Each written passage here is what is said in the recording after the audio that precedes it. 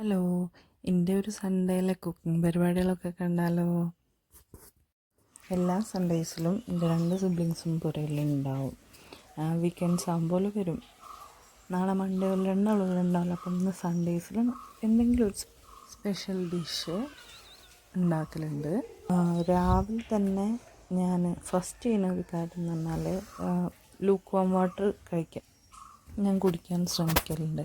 അപ്പോൾ അതിലോട്ട് ഞാൻ കുറച്ച് ഡീറ്റോക്സിങ് ഡ്രിങ്ക് പോലെ ആക്കാൻ വേണ്ടിയിട്ട്, പിന്നെ എനിക്ക് ഭയങ്കര ഫ്ലേവറിൽ ഭയങ്കര ഇഷ്ടമുള്ള മിൻറ്റും തുളസിയും, അതിൻ്റെ കൂടെ തന്നെ ഞാനൊരു സ്ലൈസ് ഓഫ് ചെറുനാരങ്ങൻ്റെ ഒരു സ്ലൈസും പിന്നെ ഒരു ഇഞ്ചി ചതച്ചതും കൂടിയിട്ട് ഇട്ടിട്ട് ചൂടുവെള്ളം ഒഴിച്ച് അതൊന്ന് ഞാൻ ആറാൻ വെക്കും. എന്നിട്ടത് കുറച്ച് കഴിഞ്ഞിട്ട് അതിൻ്റെ ഫ്ലേവറും അതിൻ്റെ ഗുണങ്ങളൊക്കെ ഒന്ന് ആ വാട്ടറിൽ റിലീസാകാൻ വേണ്ടിയിട്ടാണ് ഞാൻ മൂടി വയ്ക്കില്ല. എന്നിട്ട് ഞാനത് കുടിക്കും. അത് കഴിഞ്ഞിട്ടാണ് ഞാൻ എൻ്റെ എല്ലാ റുട്ടീനുകളും സ്റ്റാർട്ട് ചെയ്യല്.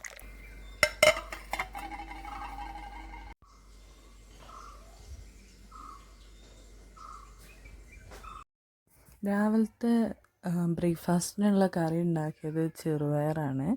അതിൻ്റെ കൂടെ പുട്ടാണ് ഉണ്ടാക്കിയത്.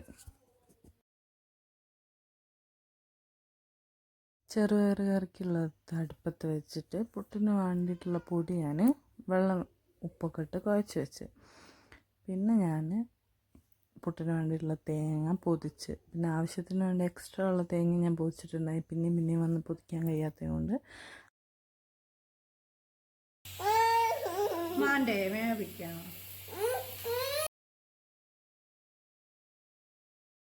അനിയത്തിയുള്ള ദിവസങ്ങളിൽ എനിക്ക് കുറേ പണികളൊന്നും ഉണ്ടാവില്ല കേട്ടോ. കാരണം പണി സ്പ്ലിറ്റാവും.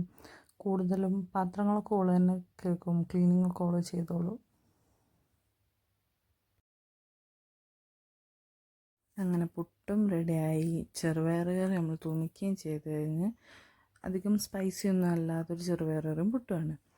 പിന്നെ ഉച്ചക്കായപ്പോഴേക്കും ഞാൻ ഫസ്റ്റ് വിചാരിച്ചത് ഒരു മൊറോക്കൻ റൈസ് ഉണ്ടാക്കാമെന്ന്. അതാവുമ്പോൾ അധികം ഭയങ്കര സ്പൈസി ഒന്നും ആയിക്കില്ല.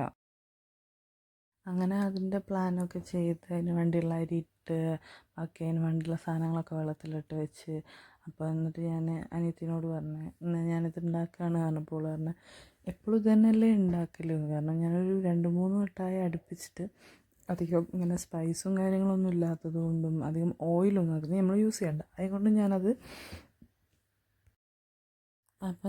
കുറച്ചധികം ഉണ്ടാക്കിയിട്ടുണ്ട്. അപ്പോൾ എനിക്ക് തോന്നി ഓൾക്ക് വേണ്ടിയിട്ടാണല്ലോ ഉണ്ടാക്കണം, അപ്പോൾ വേറെ എന്തെങ്കിലും റൈസ് തപ്പി കണ്ടുപിടിച്ചിട്ട് ഉണ്ടാക്കാമെന്ന്. അങ്ങനെ ഞാൻ യൂട്യൂബിൽ കയറി സെർച്ച് ചെയ്തപ്പം ബോംബെ ബിരിയാണി റെസിപ്പീസ് അങ്ങനെ ഉണ്ട്. അപ്പം ഞാൻ വിചാരിച്ചു ഓക്കെ, അങ്ങനെ ഞാൻ അതിനെ കുറച്ച് പറ്റി റെസിപ്പീസൊക്കെ കുറേ നോക്കി.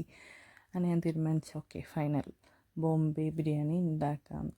കാരണം സാധനങ്ങളൊക്കെ അവൈലബിൾ ആയിരുന്നു. നമ്മൾ എടുത്ത് വെച്ച സാധനം തന്നെ ബസ്മതി റൈസ് തന്നെയാണ് അതിന് യൂസ് ചെയ്തിട്ടുള്ളത്.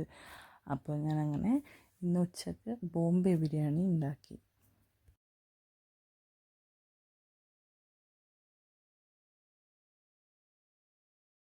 നമ്മളിവിടെ ഈ മലബാറിൽ ഉണ്ടാക്കുന്ന ബിരിയാണീനെ വെച്ച് നോക്കുമ്പോൾ ബോംബെ ബിരിയാണിയിൽ നല്ല ഡിഫറൻസ് ഉണ്ട്. ഇതിൽ ആലു പിന്നെ അധികം ഒനിയൻ നമ്മൾ യൂസ് ചെയ്യില്ല മസാല ഉണ്ടാക്കുന്നു. ആൻഡ് അതിൻ്റെ ആ ഒരു മസാലയ്ക്ക് തന്നെ വേറൊരു ടേസ്റ്റും കിട്ടുന്നുണ്ട്.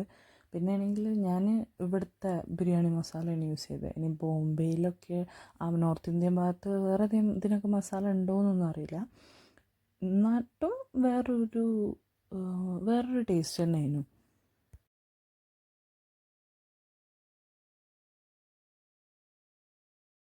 ഇപ്പോൾ കുറച്ച് ദിവസമായിട്ട് എൻ്റെ അമ്മച്ചിക്ക് എന്നെ പറ്റിയുള്ള പരാതി എന്താ വെച്ചിട്ടുണ്ടെങ്കിൽ ഞാൻ അത്യാവശ്യം നല്ല രീതിയിൽ പാത്രങ്ങൾ നിരത്തുന്നുണ്ട്, ഒരു ഫുഡ് കുക്ക് ചെയ്യാൻ എന്ന് പറഞ്ഞിട്ട് കംപ്ലയിൻ്റ് ചെയ്യുന്നു. അപ്പം ഞാൻ വിചാരിച്ചു അധികം പാത്രങ്ങൾ ഇതാക്കണ്ടെന്ന്. അതുകൊണ്ടാണ് ഇങ്ങനെ ചെറിയൊരു പാത്രത്തിൽ ഞാൻ മസാല ചെയ്തത്. കുറച്ചും കൂടി വലിയൊരു പാത്രം നമുക്ക് യൂസ് ചെയ്യുന്നു എന്ന് പിന്നെ ഞാൻ റിഗ്രറ്റ് ചെയ്ത്. അതൊക്കെ കഴിഞ്ഞ് മസാലയൊക്കെ റെഡി ആയി കഴിഞ്ഞപ്പോൾ ഞാൻ ബിരിയാണി ദമ്മിട്ട്.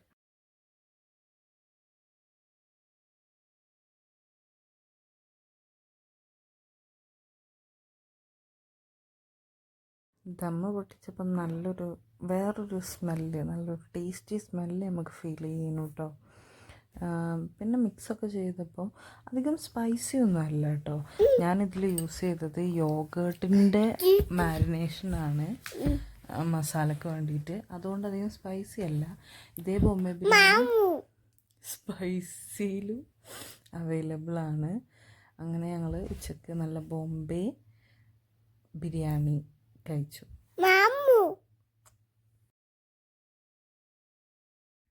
വൈകുന്നേരമായപ്പോൾ അനിയൻ പോയി. പിന്നെ ഇനി നാളെ രാവിലെ അനിയത്തിയും പോവും. ഇപ്പോൾ ഞാൻ വെജിറ്റബിൾ ഗാർഡനിൽ കുറച്ച് ചീരയും സ്പിനാച്ചും പിന്നെ ഇച്ചിരി ബീൻസും ഉണ്ടായിരുന്നു. അപ്പോൾ അതൊക്കെ പറിച്ച്